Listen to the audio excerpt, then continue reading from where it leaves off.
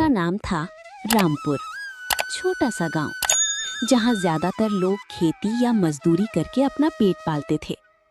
उसी गांव के किनारे एक टूटी फूटी झोपड़ी में रहता था रमेश, एक चाय बेचने वाला। रमेश की जिंदगी आसान नहीं थी। सुबह 4 बजे उठकर वो लकड़ी जलाता, चूल्हे पर चाय बनाता और फिर अपनी पुरानी साइकिल पर चाय का डिब्बा रखकर रेलवे स्टेशन की ओर निकल जाता। दिन भर चाय चाय चिल्लाते हुए उसकी आवाज बैठ जाती, लेकिन कमाई इतनी नहीं होती कि घर आराम से चल सके। रमेश का एक बेटा था, आदित्य। आदित्य बाकी बच्चों से अलग था। जहां बाकी बच्चे खेलते रहते, वहीं आदित्य अपने पिता की मेहनत को ध्यान से देखता था। वो समझ चुका था कि गरीबी मजाक नहीं होती। एक दिन आदित्य ने अपने पिता से पूछा, पापा, क्या हम हमेशा ऐसे ही रहेंगे? रमेश कुछ देर चुप रहा, फिर बोला, बेटा, अगर मेहनत और पढ़ाई करोगे तो किस्मत बदल सकती है। बस वही दिन था जब आदित्य ने अपनी जिंदगी बदलने की ठान ली। आदित्य सरकारी स्कूल में पढ़ता था। स्कूल की हालत भी उसके घर जैसी ही थी। टूटी बेंच, पुराने किताबें और कभी-कभी तो मास्टर जी भी नहीं आते थे। लेकिन आदित्य हार मानने वालों में से नहीं था। वो रोज सुबह अपने पिता के साथ स्टेशन जाता, चाय बेचने में मदद करता और फिर स्कूल जाता। रात को वो सड़क की लाइट के नीचे बैठकर पढ़ाई करता। गांव के लोग उसका मजाक उड़ाते। अरे, चाय वाले का बेटा पढ़ लिख कर क्या करेगा? लेकिन आदित्य चुप रहता। उसे पता था जवाब वक्त देगा। एक दिन स्टेशन पर एक बड़ा बिजनेसमैन आया। उसका नाम था राजीव मेहता। वो ट्रेन का इंतजार कर रहा था। आदित्य ने उसे चाय दी। राजीव ने पूछा, तुम पढ़ते हो? आदित्य बोला, जी सर, मैं बड़ा आदमी बनना चाहता हूँ। राजीव मुस्कुराया। उसने आदित्य से कुछ सवाल पूछे, मैथ, इंग्लिश और जनरल नॉलेज के। आदित्य ने सबका जवाब दे दिया। राजीव हैरान रह गया।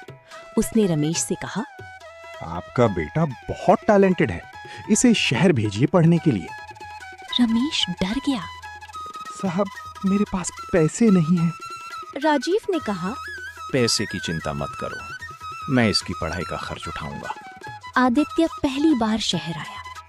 ऊंची ऊंची इमारतें, तेज रफ्तार जिंदगी, सब कुछ नया था।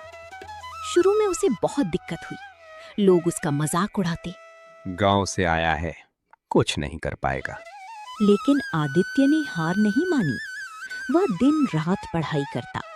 धीरे धीरे वह क्लास का टॉपर बन गया। 12वीं के बाद आदित्य ने एक बड़ा एग्जाम दिया। हजारों छात्रों के बीच उसने टॉप किया। उसे एक बड़ी यूनिवर्सिटी में एडमिशन मिला। वहां उसने बिजनेस सीखना शुरू किया। उसे समझ आ गया कि पैसे कैसे बनाए जाते हैं। कॉलेज के दौरान ही आदित्य ने एक छोटा स्टार्टअप शुरू किया, ऑनलाइन चाय डिलीवरी। लोग हंसे, चाय बेचकर कौन अमीर बना है? लेकिन आदित्य अलग सोचता था। उसने टेक्नोलॉजी का इस्तेमाल किया, ऐप बनाया और धीरे धीरे उसका बिजनेस चलने लगा। कुछ ही सालों में उसका स्टार्टअप बड़ा बन गया। निवेशक आने लगे, कंपनी करोड़ों में पहुंच गई। अब वही लोग जो उसे हंसते थे, उसके साथ फोटो खिंचवाने लगे। एक दिन आदित्य अपने गांव लौटा। वही टूटी झोपड़ी, वही स्टेशन, वही चाय की खुशबू। उसने अपने पिता को गले लगा लिया और बोला, पापा, अब आपको काम करने की जरूरत नहीं है। रमेश की आंखों में आंसू आ गए। आदित्य अब करोड़पति बन चुका था, लेकिन उसने अपनी जड़ी नहीं भूली। उसने गांव में स्कूल बनवाया, गरीब बच्चों की मदद की और कई लोगों को रोजगार दिया। एक बार कंपनी का घाटा हो गया। आदित्य पूरी तरह टूट चुका था। जिस कंपनी को उसने अपने खून पसीने से बनाया था, वही अब उसके हाथों से फिसल चुकी थी। रात के अंधेरे में वो अकेला बैठा था, आंखों में आंसू और दिमाग में हजारों सवाल। क्या सच में सब खत्म हो गया? उसने खुद से पूछा। तभी उसे अपने पापा की बातें याद आईं। बेटा, हार तभी होती है जब इंसान खुद हार मान ले। बस वही पल था जब आदित्य ने फिर से खड़े होने का फैसला किया। अगले ही दिन वो उठा, अपने पुराने कागज निकाले और फिर से प्लान बनाने लगा। इस बार वो पहले से ज्यादा समझदार था। उसने तय किया, अब वो अकेले नहीं बल्कि एक मजबूत टीम के साथ काम करेगा। हर फैसले में सावधानी रखेगा और सबसे जरूरी, भरोसा सोच समझकर करेगा। उसने अपने पुराने ग्राहकों से संपर्क करना शुरू किया। कई लोगों ने मना कर दिया, लेकिन कुछ ऐसे भी थे जिन्हें आज भी आदित्य की ईमानदारी पर भरोसा था। धीरे धीरे उसने एक नया बिजनेस शुरू किया। इस बार सिर्फ चाय नहीं बल्कि इमोशन बेचने का प्लान था। उसने अपने ब्रांड का नाम रखा पापा की चाय।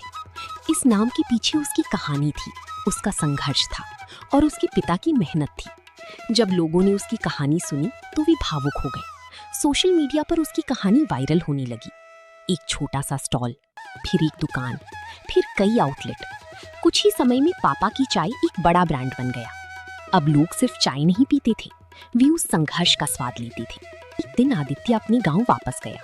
वही पुराना स्टेशन, वही जगह जहां से सब शुरू हुआ था। इस बार वो अकेला नहीं था, उसके साथ उसकी टीम थी, मीडिया थी और सफलता थी। उसने अपने पिता रमेश को एक नई दुकान के सामने खड़ा किया, जिस पर लिखा था Ramesh tea stall, founder Aditya. Ramesh की आंखों से आंसू बहने लगे। बेटा, ये सब तूने कर दिखाया। आदित्य मुस्कुराया और बोला, पापा, ये मेरी नहीं, हमारी जीत है। अब आदित्य सिर्फ एक करोड़पति नहीं था, वो एक प्रेरणा बन चुका था। वो गरीब बच्चों की मदद करने लगा, उन्हें पढ़ाई के लिए स्कॉलरशिप देने लगा। लोग उसे अब चाय वाला नहीं, सपनों को सच करने वाला कहते थे।